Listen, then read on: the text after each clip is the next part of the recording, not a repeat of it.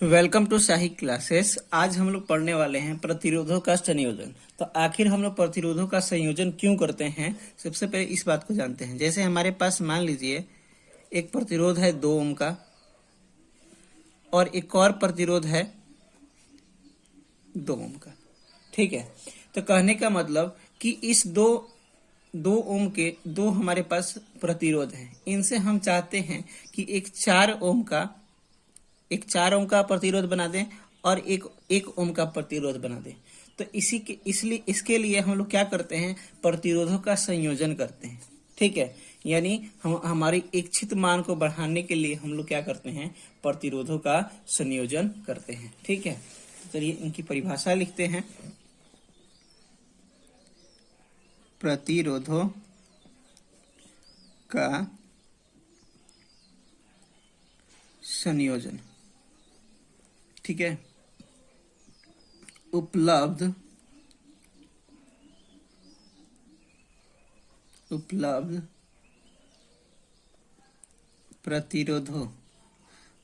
प्रतिरोधों से इच्छित प्रतिरोध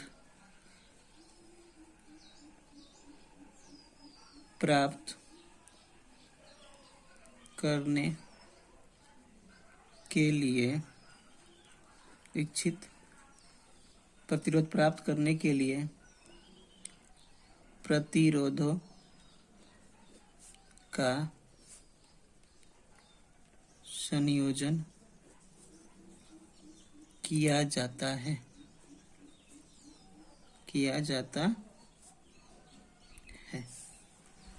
यह मुख्यतः 2 प्रकार से किया जाता है। यह मुख्यतः 2 प्रकार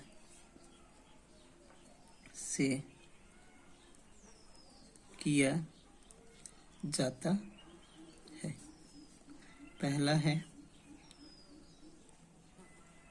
श्रेणी क्रम संयोजन, दूसरा है पार्श्व क्रम संयोजन।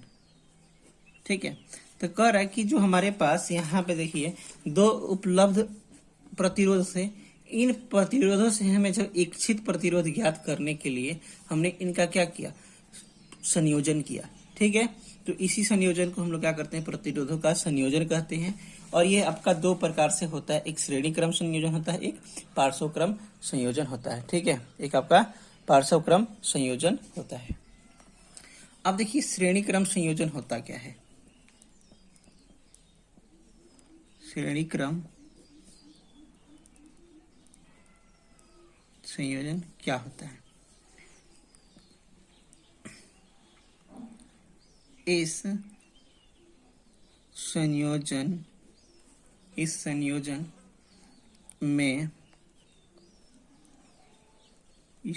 में प्रतिरोधों को एक के बाद एक क्रमबद्ध, इस संयोजन प्रतिरोधों को एक के बाद एक क्रमबद्ध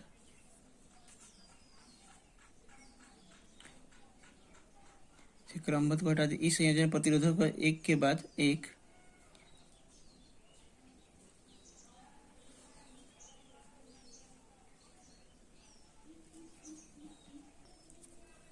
इस संयोजन में प्रतिरोधों को एक के बाद एक क्रम में जोड़ा जाता है।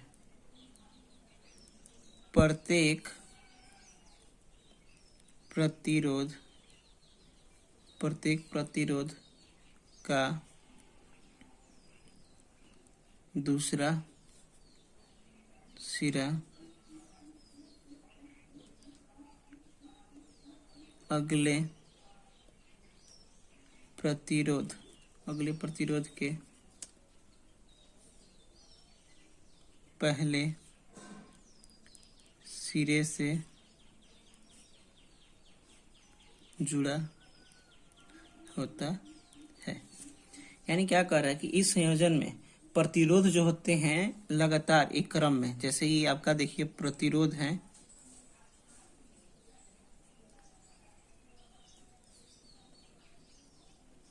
ये देखिए एक प्रतिरोध एक क्रम में क्या हुए हैं, जुड़े हुए हैं। और हर प्रतिरोध के, जैसे ये प्रतिरोध का पहला सिरा ये है, दूसरा सिरा ये है, इस वाले प्रतिरोध का पहला सिरा ये है, दूसरा सिरा ये है, इस वाले प्रतिरोध का पहला सिरा ये है, दूसरा वाला ये है। तो कह रहा है कि प्रत्येक प्रतिरोध के दूसरा जो सिरा होगा उसके अगले प्रतिरोध के पहले सिरे से आपस में जुड़ा होगा। यानी इसका दूसरा वाला और इसका पहला वाला जो सिरा होगा आपस में जुड़ा होगा, फिर इसका दूसरा वाला इसके पहले वाले से आपस में जुड़ा रहेगा। तो ये सिलसिला आपका चलता रहेगा।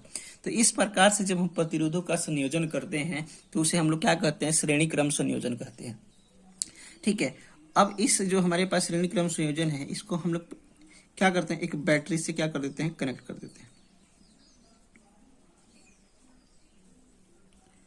अब जब हम स्विच को ऑन करते हैं तो क्या होगा, इसके अंदर परिपथ के अंदर आपका आई धारा बहेगा। कितना धारा बहेगा, आई। पहले वाले प्रतिरोध का मान R1 है, दूसरे वाले का R2 है, तीसरे वाले का मान R3 है। और हमें पता है कि एक चीज हमेशा नोट में इधर याद रखिएगा कि अगर हमेशा याद रखिएगा कि रास्ता समान होगा, रास्ता समान होगा तो धारा सेम रहेगा। यानी कहने का मतलब जो विद्युत धारा का जो रास्ता है वो क्या है, समान है, तो हमारे पास धारा का मान कभी भी परिवर्तित नहीं रहेगा, यानी धारा सेम रहेगा। ठीक है। और दूसरी बात याद रखिएगा कि जब अब यहां से देखिए एक बिंदु ये रहा, मान लीजिए ये क्या है आपका, एक बिंदु ये है, एक बिंदु ये है, एक बिंदु ये है और एक बिंदु, तो ऐसे जब प्रतिरोधों को हम लगाते हैं तो इसमें क्या होता है, विभव क्या रहेगा, अलग अलग रहता है, अलग अलग रहता है। क्या रहता है, विभव जो है अलग अलग रहता है। क्यों रहता है, क्योंकि यहाँ पे ये मान लीजिए कोई ए बिंदु है, ए से बी तक का विभव कुछ और होगा, बी से सी तक का विभव कुछ और होगा, सी से लेकर इधर डी तक का विभव कुछ और होगा। ठीक है, तो ये बात हमेशा याद। अब हमें श्रेणी क्रम संयोजन में जुड़े इन प्रतिरोधों के लिए एक तुल्य प्रतिरोध का मान ज्ञात करना है। तो देखिए माना श्रेणी क्रम में जुड़े प्रतिरोध क्रमशः R1, R2 व R3 हैं। इनमें प्रवाहित धारा I है तथा इनके सिरों के बीच विभवांतर सिरों के बीच विभवांतर क्रमशः V1, V2 व V3 है। तो ओम के नियम से क्या होगा, V1 जो होगा I R1 के बराबर हो जाएगा, V2 जो होगा I R2 के बराबर हो जाएगा, V3 जो होगा I R3 के बराबर हो जाएगा। और पहला देखिए इस प्रतिरोध के लिए विभव कितना हो गया, IR1 हो गया, इसके लिए IR2 हो गया, इसके लिए IR3 होगा। और इस यहाँ इसे हम इस पॉइंट को मान लेते हैं A और इस पॉइंट को मान लेते हैं हम लोग D। क्या मान लेते हैं, एक को मान लेते हैं ए, एक को मान लेते हैं डी। तो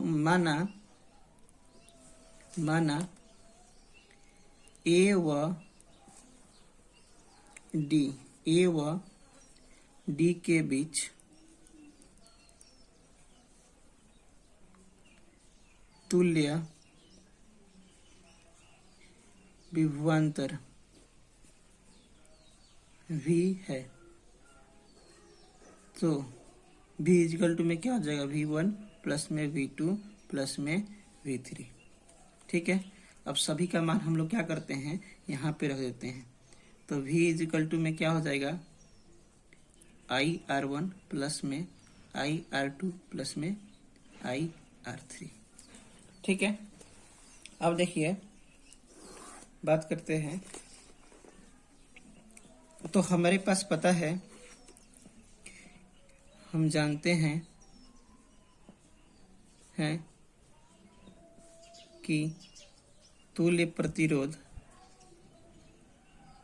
तुल्य विभवांतर क्या हो रहा है, तुल्य विभवांतर V जो होगा वो किसके बराबर होगा, IR के बराबर होगा। तो इसको हम लोग यहाँ पे डाल देते हैं, इस वाले समीकरण में इसका मान रख देते हैं। इसको समीकरण 1 मान लो, समीकरण 1 में V का मान, 1 में V का मान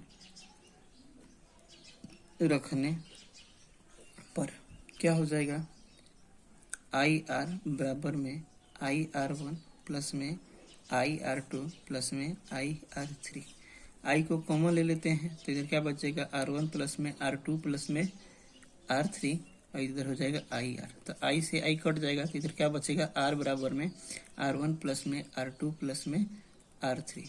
तो देखिए हमारे पास तुल्य प्रतिरोध कितना आ गया, R1 प्लस में R2 प्लस में R3। अगर मान लीजिए यदि प्रतिरोधों की संख्या, यदि प्रतिरोधों की संख्या n हो, तो प्रतिरोधों की संख्या n हो तो R जो होगा वो R1 प्लस में R2 प्लस में R3 dot dot dot Rn के बराबर होगा। ठीक है।